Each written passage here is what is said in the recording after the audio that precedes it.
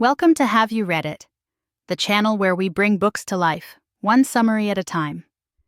Today we're exploring The Afterlife of Data, What Happens to Your Information When You Die and Why You Should Care, by Carl Hman.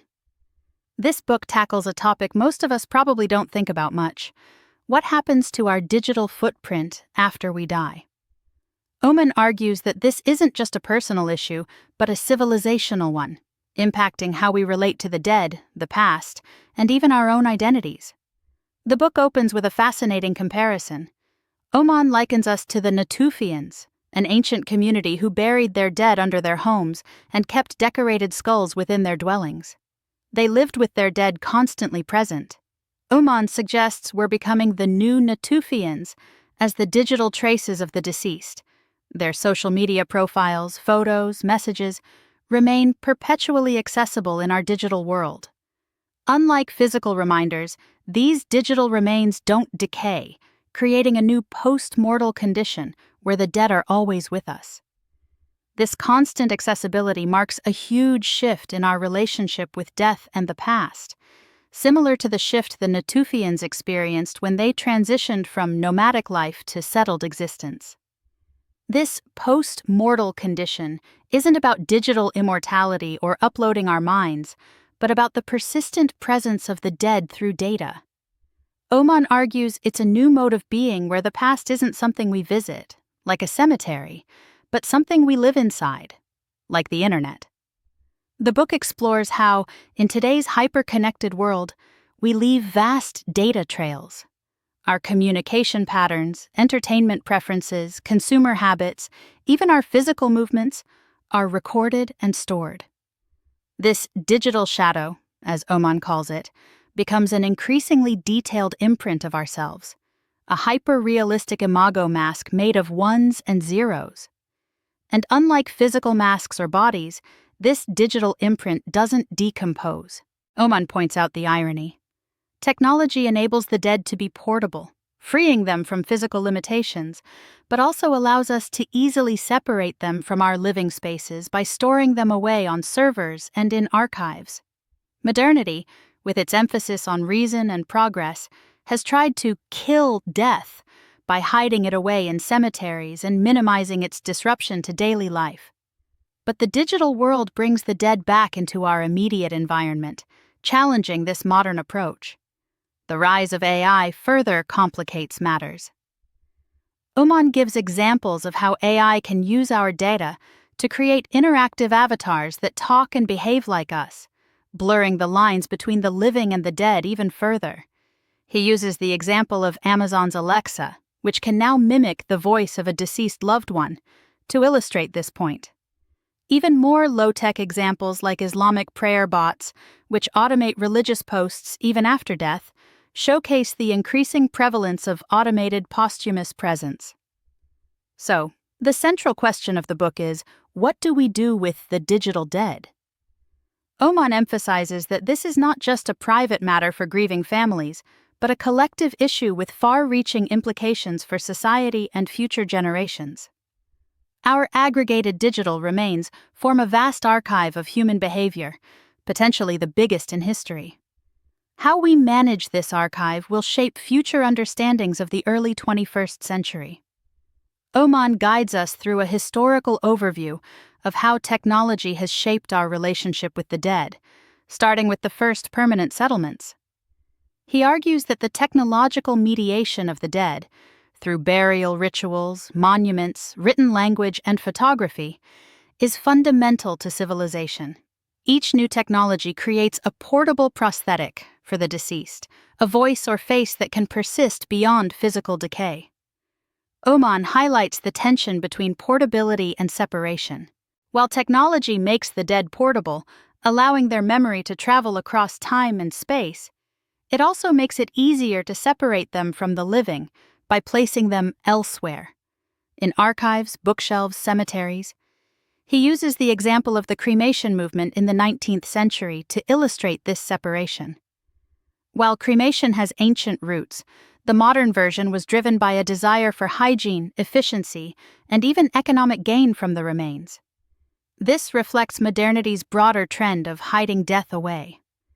To grapple with the complexities of digital remains, Hman suggests two key metaphors: the informational body and the digital encyclopedia of the dead. The first highlights the personal aspect, suggesting our data is not just something we own, but something we are.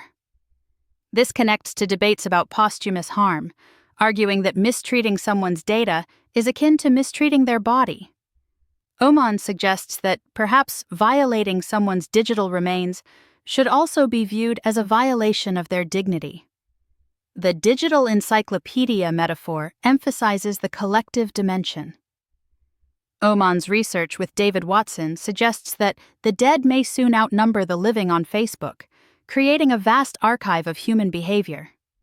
This archive has the potential to be a valuable historical resource, offering insights into the everyday lives of ordinary people, including those often excluded from traditional historical records. Hman uses the analogy of archaeological trash piles, arguing that even seemingly mundane social media posts can reveal valuable information about past cultures. But who owns and controls this encyclopedia? This is where the book takes a darker turn. Hman warns of the grave dangers of concentrating our digital past in the hands of a few powerful tech companies. He reminds us that digital data is fragile and requires ongoing maintenance to remain accessible. This necessitates selection. Not all data can be saved. And in a for-profit system, the primary selection criteria will inevitably be profit, not historical or cultural value. Hman asks, what will happen when companies run out of space or prioritize the data of high-value users? What if a company goes bankrupt and its data, including digital remains, are sold off to the highest bidder? He explains that data are treated like any other corporate asset in case of insolvency. That is, they are often sold to whoever is willing to pay the most for them. Hman's research suggests several unsettling scenarios. Companies using digital remains to train AI for marketing, using the data of the deceased to profile their living relatives, or even malicious actors exploiting private information to harm reputations. He warns that the lack of legal protection for the dead in current data regulation exacerbates these risks. The book also explores the burgeoning digital afterlife industry, DAI, which includes services like posthumous chatbots, digital wills, and online memorials. Hman points out that even seemingly benign memorial websites have a financial incentive to keep users engaged, potentially prolonging grief. And services that create AI versions of the deceased raise questions about authenticity and manipulation.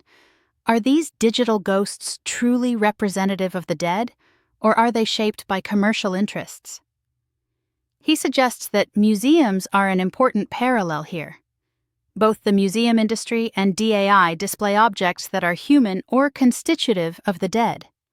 The author argues that both industries ought to consider human dignity in how they showcase the objects. He suggests the adoption of a voluntary code of professional ethics as a start, but believes real change necessitates addressing the underlying market logic. In the final chapter, Hman introduces the concept of archaeopolitan duties. Drawing on Kwame Anthony Apaya's work on cosmopolitanism, he argues that we need a new ethical framework to navigate the post-mortal condition. Being an archaeopolitan, a citizen of the archive, means recognizing our responsibilities to both the dead and the unborn. We have a duty to treat digital remains with respect, and also to consider what we leave behind for future generations. So, what can we do?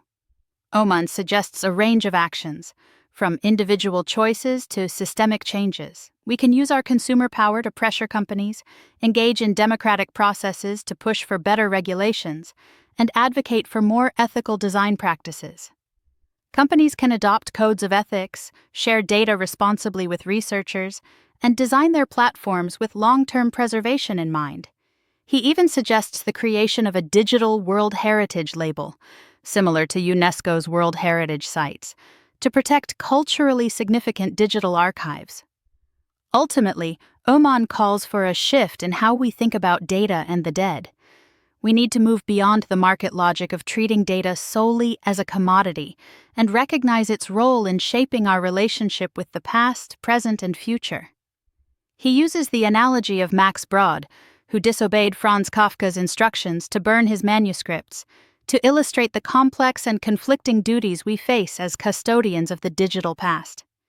He asks us to be mindful that conflicting claims reach us from both past and future, meaning that our roles as arbiters of these claims are inescapable, both as individuals and as a society. The main takeaway from The Afterlife of Data is that our digital footprints have far-reaching consequences, extending beyond our own lifetimes. We're entering a new era where the dead are constantly present, and we need a new ethical framework, archaeopolitanism, to navigate this post-mortal condition. We need to think of ourselves as citizens of the archive, responsible not only for our own digital remains, but also for the collective digital past that we inherit and will eventually pass on. Here are some easy-to-remember heuristics from the book. Think of your data as your informational body, deserving of respect even after death. The internet is becoming our collective house, a place we share with the digital dead. And remember your archaeopolitan duties. Be a good ancestor and a good heir to the digital past. Thanks for watching. Make sure to give this video a thumbs up and hit that subscribe button so you never miss our next book dive.